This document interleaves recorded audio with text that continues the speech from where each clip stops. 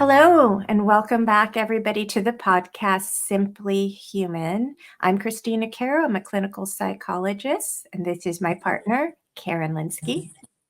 And I'm a leadership and self-trust coach. And Karen, how are you doing today? I'm doing great.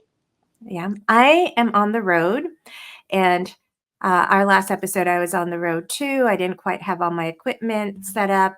So hopefully this broadcast is going to be okay. I have no idea, but we'll see. I'm going to be on the road for the next few weeks, and it's going to be an adventure. So thanks you all for being patient with whatever quality we have in our video and our audio.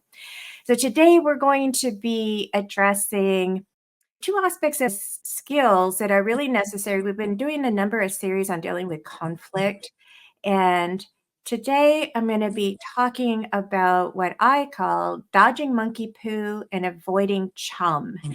And these are skills that you need to have when maybe you've been doing the work on being a more effective communicator, but you're engaging with somebody who has not yet done their work.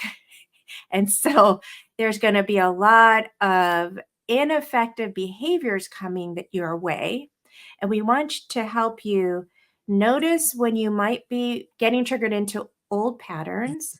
And then what do you need to do? What are the skills that you need to work on in order to be able to come out of this and return back to more skillful conversations? And so before we actually dive deep and explore these, I just love the titles, monkey poo and chum. So before we go and dive really deep into this, help us out with this channel or on our Simply Human channel. And please hit the subscribe and notification buttons so that we can actually, and even consider leaving a comment below so we can continue to do the work that we love and help you grow and learn just as we grow and learn along with you. Yeah, folks, we really appreciate that. It helps us get our algorithm getting this out to more people. So what do we mean by monkey poo and chum? So I'm just going to go real quick on monkey poo and chum, but we're going to go in detail on each. So monkey poo is the term I use for when people are projecting or they're throwing their shit on you. And chum, if you don't know what chum is, if you're not a fisher, someone who fishes, but if you've ever been on a fishing boat or you've seen a movie about it, it's when they throw a whole bunch of bloody fish parts into the water or attach it to hooks, and you're basically using it as bait.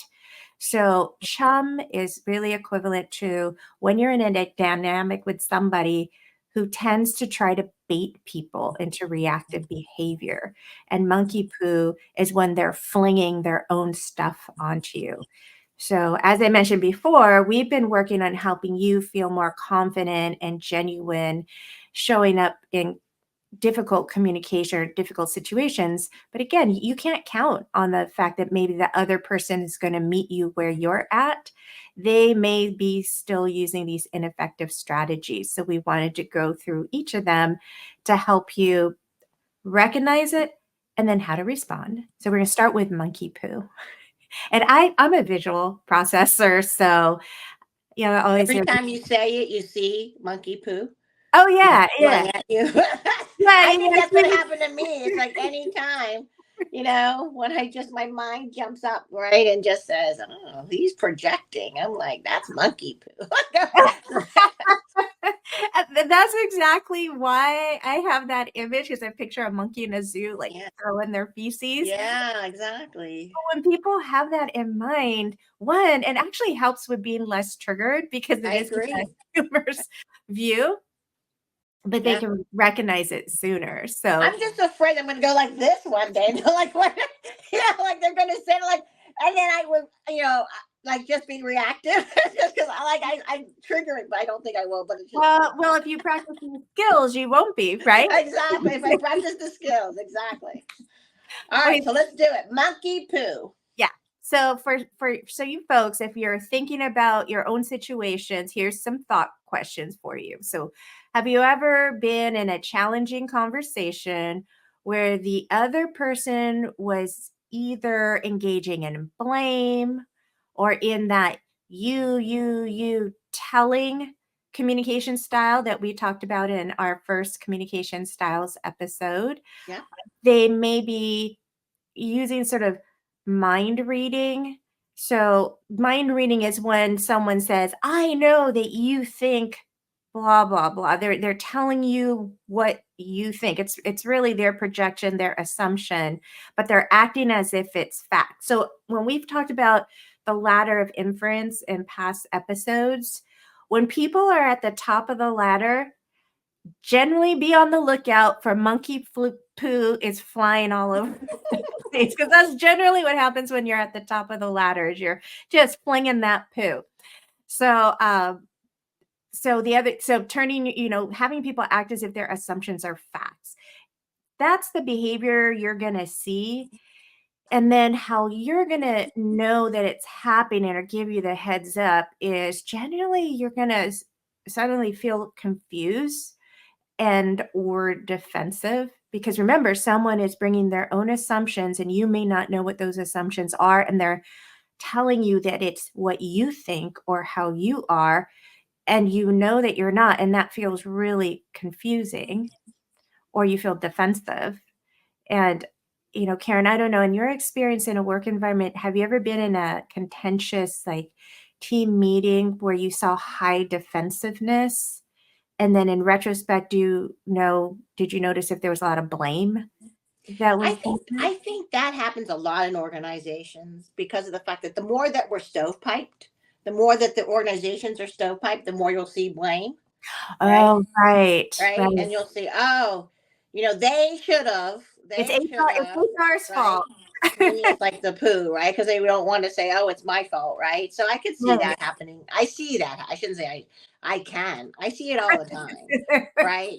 And I think that's part of the problem, but I do see that all the time. Yeah, it's kind of, another term for, I guess, monkey poo would be hot. I remember in organizations, hot potato.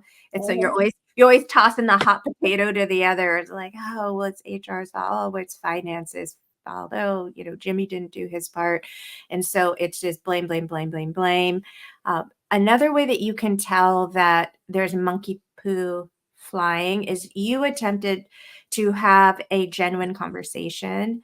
And the next thing you know, you find that you're putting more attention on the accusations than what you originally came from. You find yourself like, well, wait, where did that come from? And it's necessary because you're trying to challenge the assumptions, but it sucks up all your attention when the person is more than just in the normal human reaction of having assumptions and they don't really realize it, but they are actively distracting by throwing accusation after accusation after accusation. So now you find yourself distracted. You don't even remember why you started this conversation, because it might have started out with wanting to have a conversation about spending more time together. And now all of a sudden, you're focusing on like how you manage money and finances and the ex-wife from 5 years ago. And you're like, wait a minute, why are we talking about that? So there's confusion, your attention gets drawn away. If you're generally a conscientious person, sometimes when there's a lot of monkey poo flying, conscientious people tend to have velcro suits on, and it just sticks to them.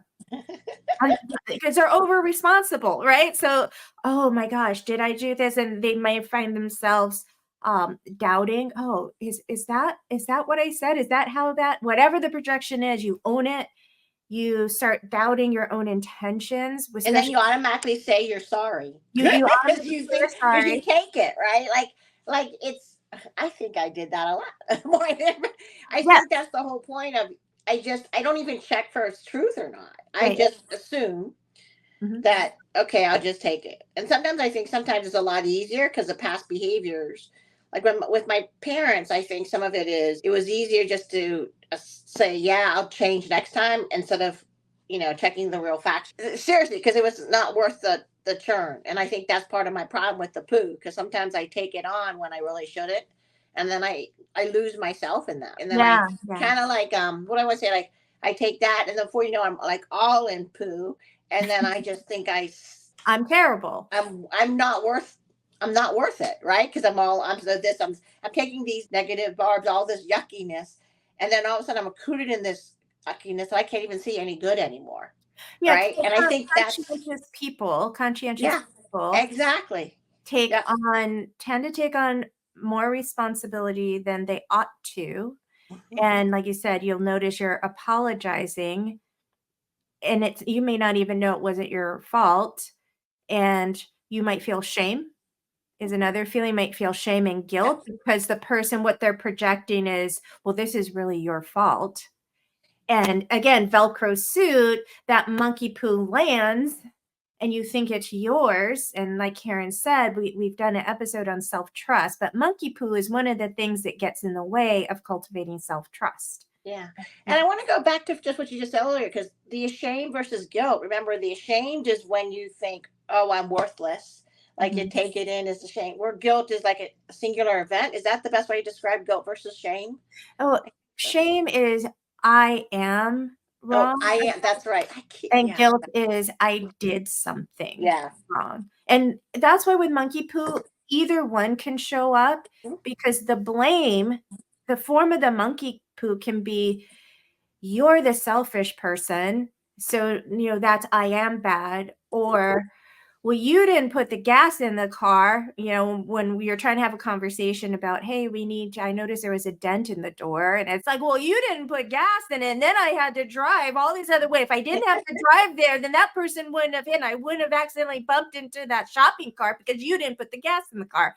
So it's completely deflected by throwing monkey poo and saying you're the guilty person. It's not me. It's not my fault. There's a dent in the car if you had put gas in it.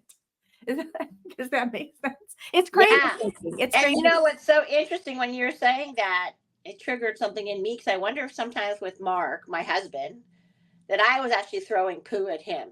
Oh, really? Yeah, I think because and I don't I'm just this is what I love about this program, right? Because you say certain things, I'm learning more. 'Cause I never heard this until we talked about it a little bit ago.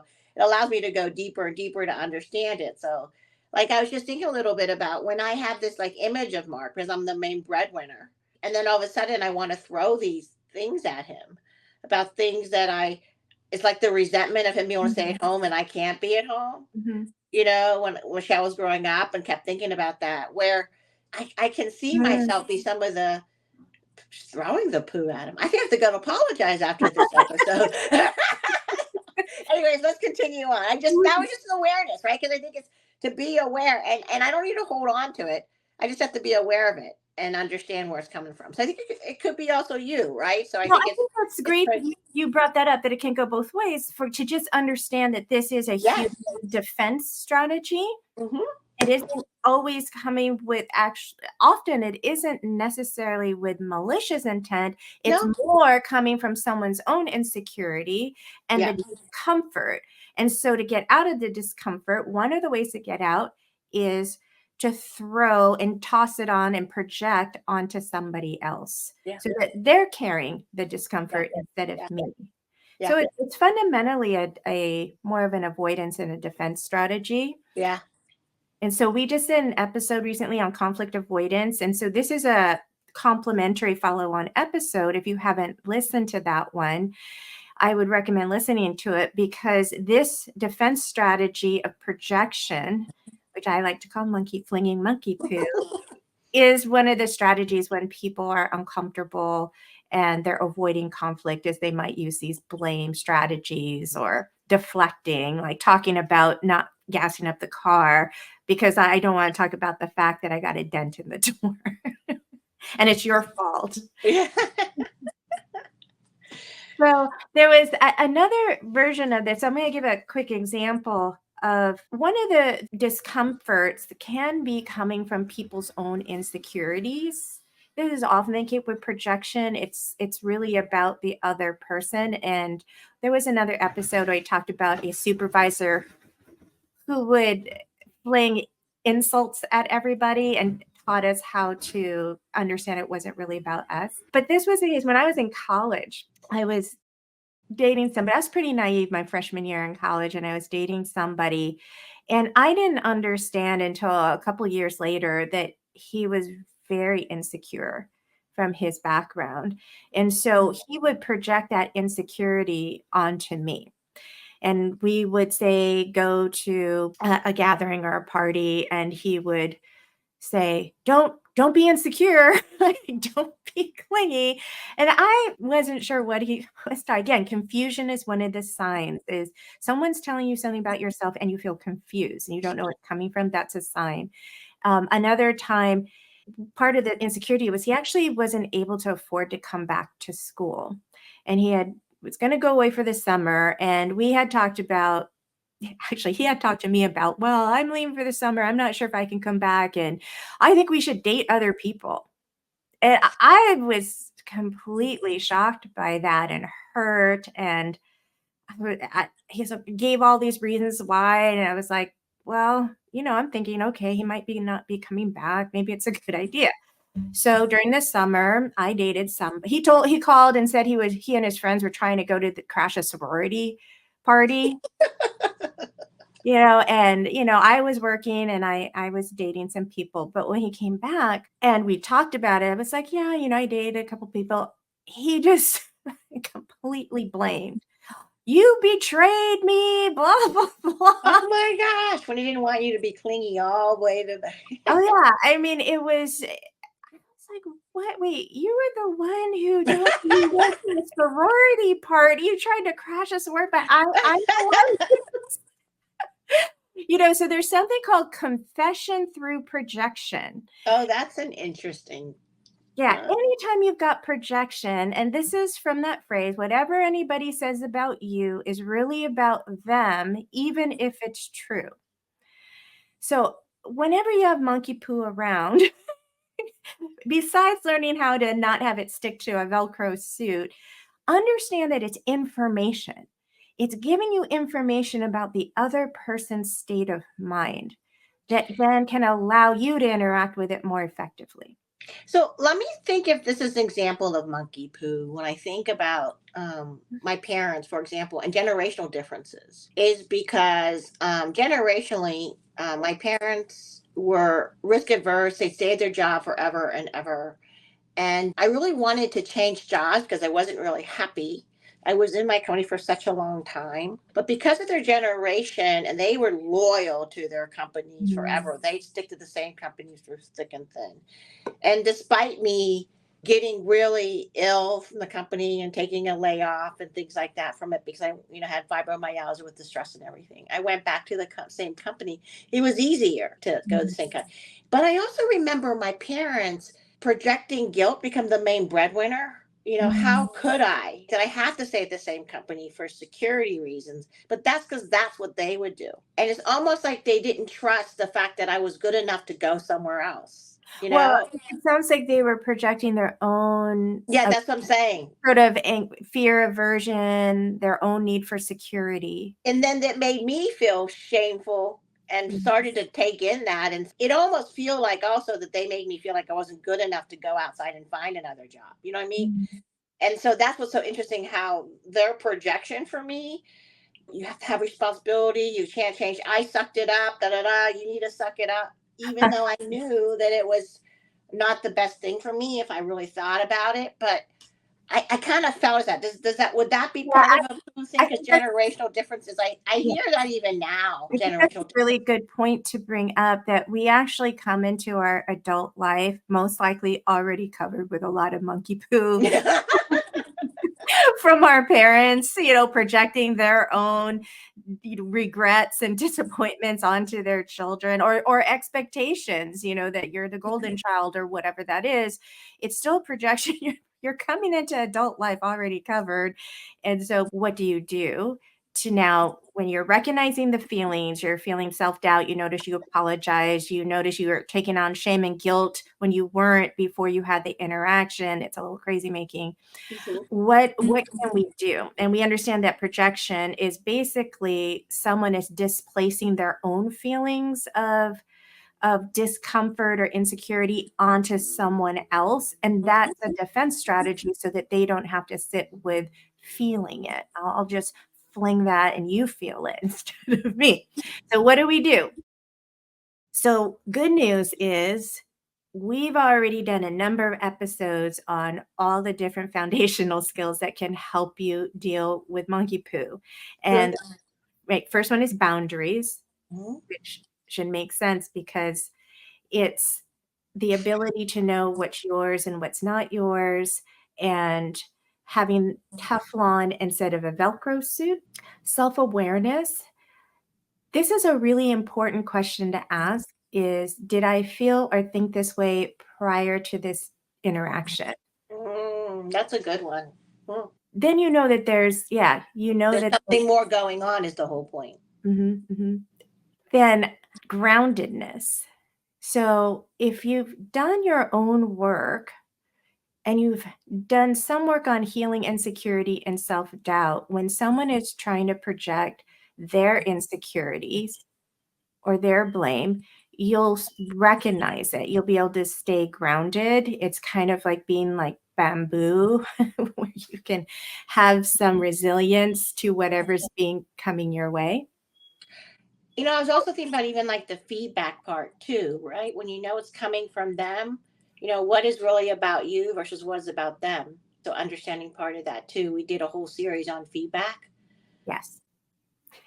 Okay, so the next couple of skills are values and principles, knowing what your values and principles are, because when people are projecting and there's something confusing because they're saying that you believe XYZ or you did, when you're grounded in your values, you'll be able to check in and know if this is true or not true. It's helps support the next skill, which is discernment. And discernment means to separate apart, and it means sorting out what is true and right from what is false or wrong.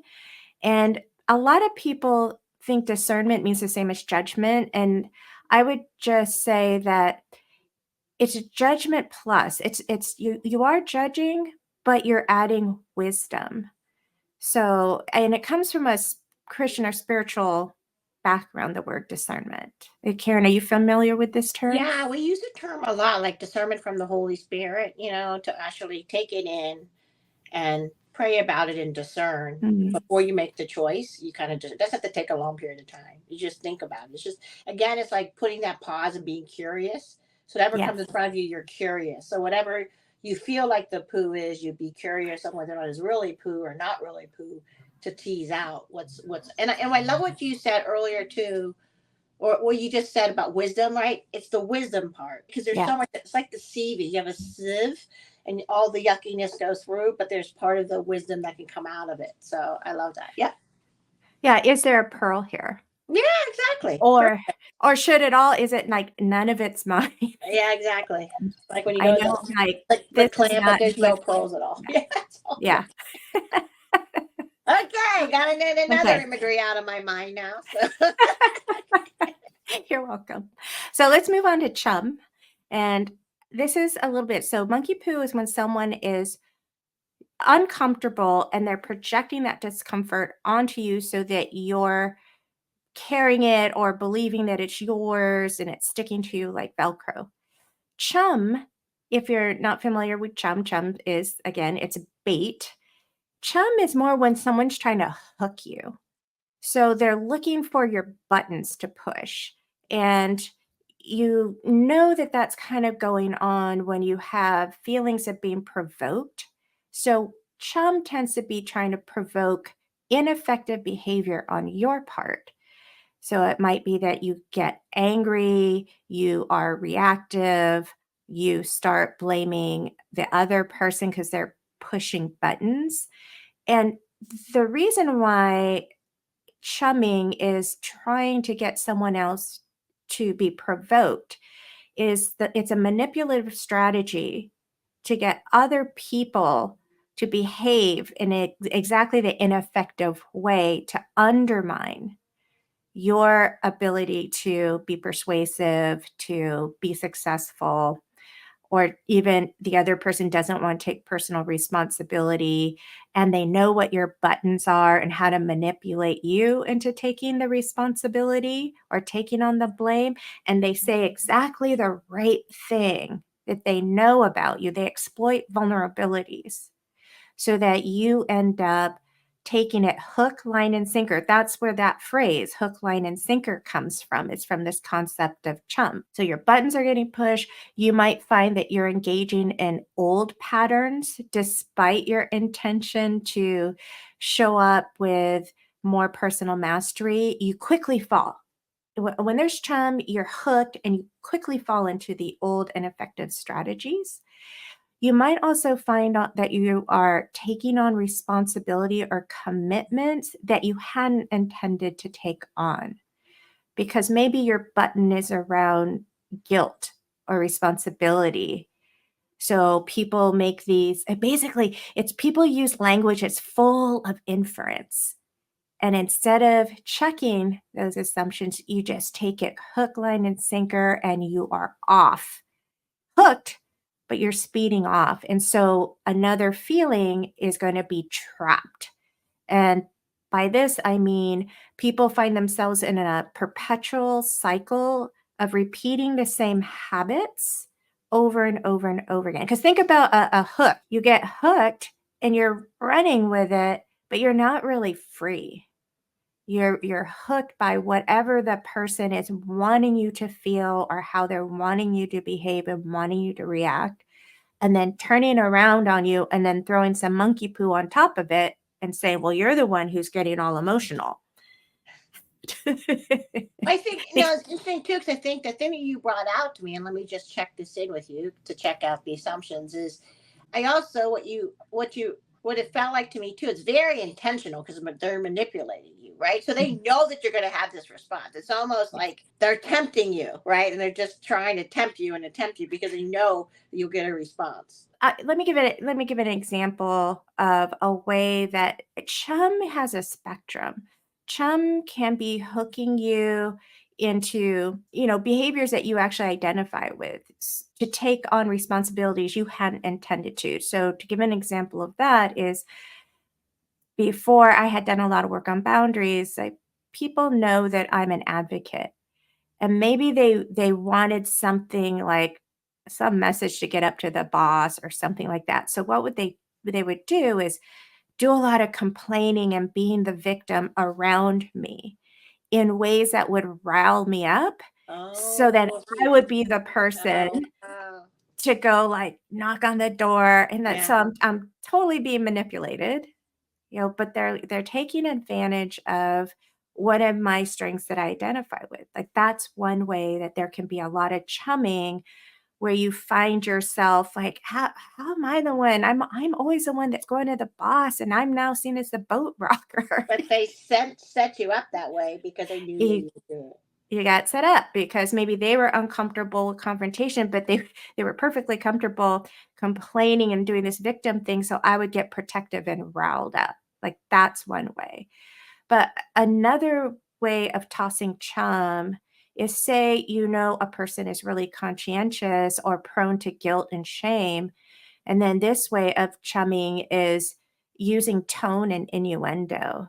Like, well, I guess if you think that's a good idea, like, it's totally laden with innuendo.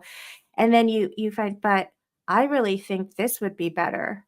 And you put your own agenda out there. So now a person's totally confused and they're like, well, I don't want to come across as being selfish or whatever it was that they said. So I guess I'll go do this thing you told me to do. It's very manipulative. It's so This is why the skills that you need to have starts with boundaries. Mm, I You think. have to have boundaries in order to have some immunity to chum. And why is that? Because what do we talk about boundaries? It's knowing what's okay, what's not okay, what's in my control, and what action do I want to take and not take. So it's hard to be hooked and trapped when you're actually focusing on what's in your control. Mm. Do I want to do? I always tell clients, and The chumming and monkey poo are just really common in interpersonal relationships. So I'll just say, I could oh, see that. yeah, Yeah. swallow the chum again. Oh, yeah, your partner probably uses these, family members. So knowing what your boundaries are, non attachment. And what I mean by this is that you have to make sure that your ego is not invested in winning because that leaves you really vulnerable to someone just if you've ever been fishing and seen a fish fighting at the end of the line, and then they just like reel it out a little bit, reel it back in, reel it out a little bit, reel it back in until you're exhausted. So that's the same as when your ego gets attached to winning, you're never going to win once you're hooked. You're just going to wear yourself down till you're exhausted. So I don't know. I This love is that. Well, I'm a fisher person, so I can see that. Catch fish do it all my time, but actually they win because they break my line because I don't have that strong of a line. But I get what you're saying. Most of them oh really yeah. So getting tired after a while. It's just because they're trying hard, but they're so hooked, right? They're hooked to the point where they just can't, and then they get exhausted. Yeah. Yeah, and I used to have some friends who would do it in a good-natured kind of way, and that they knew what my buttons were, and then I was in my 20s, and I was very feisty, and I was I know raised to be debating, and so I would be just like worked up and debating, and my buddy would just be laughing, and my friend finally said, "Christina, you know that they know they're gonna get a rise out of you, right? That you're gonna take that bait, because I would just be so upset by the end of the day because 'cause I've been, like, hair on fire, like, "No, that's not right." And she's like, "You know they're doing this on purpose."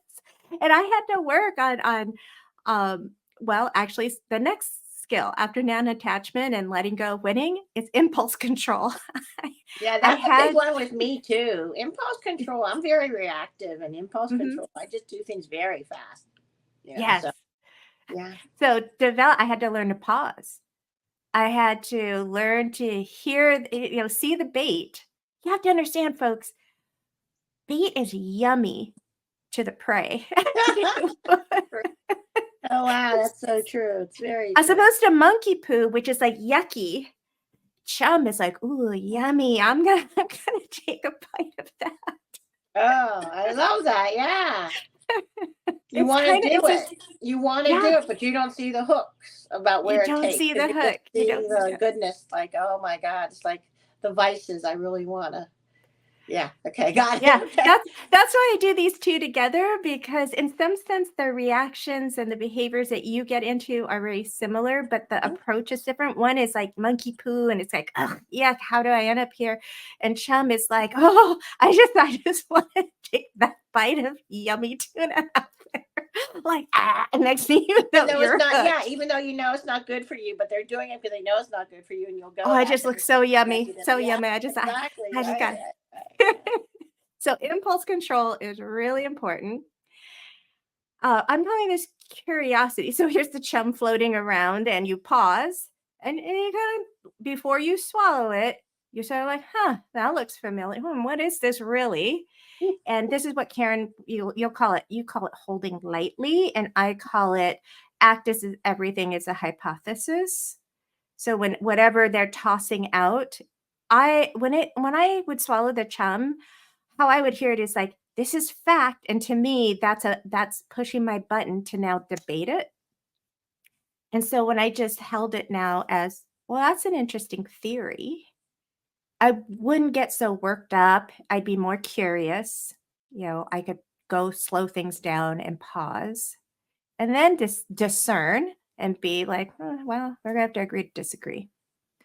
And so then the last thing is personal growth, doing some personal growth work because you need to know what your own buttons are and know how to diffuse your own buttons, or else you're really, really vulnerable to like seeing that yummy chum and going to gobble it up before you even know it. So Karen, I does love any that of one. No, I love the last one about even just understanding more about your buttons. In fact, I want to go after listening, after talking to you. I think I want to go and make that list because I wonder what my buttons are.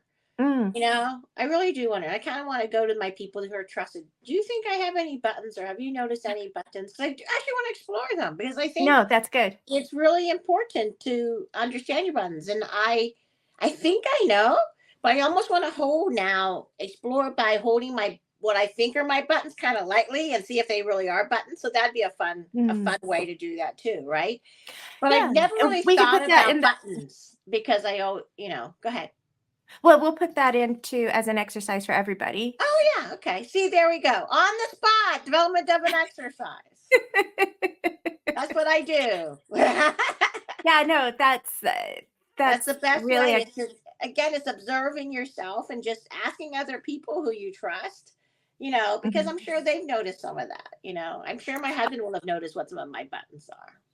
Well, just like my friend had to bring it to my attention, right? Because we can't see Mhm. the middle of our own back. So it Yes. my buttons were all back there, so I couldn't see them. And it was my friend came and said, she's like, everyone else could see what your buttons are. They're just pushing it. I'm just gobbling up the chump. So we hope so. This kind of wraps up, I think, something that's really important. And if you have any questions or you found this to be like, oh, wow, I'd really like to learn more about that, be sure to put that in the comments because I know we went over this really quickly, even though it's a pretty big topic. But if you've been listening to all of our other episodes, you're already starting to build these skills. And this is really a way to start bringing it all together so that you can increase your interpersonal effectiveness. Karen, do you have any last words? I think it's again, like, I would also love, because just give me the comments of something that you might, or a story you might have, or a button you might have, and just share it, because other people say, oh my gosh, that's a button. So let's help each other out and create a community. So I again, think we'd that'd also be love. fantastic. Yeah, and I also want to just remind you guys, because we really, really would love you to subscribe and hit the like button and comment below because it's really important. Because we feel like, again, we really want to create a community. We just want to help you be with each other, and so we'd love for some interaction. I think that's what we Yeah. need. Yeah, thank you so much, Karen. So everybody, we hope we're releasing you out into the wild Yeah. so that you can dodge monkey poo, avoid that chum, and have a fantastic day. So we'll see you next time. Bye, Bye. everybody.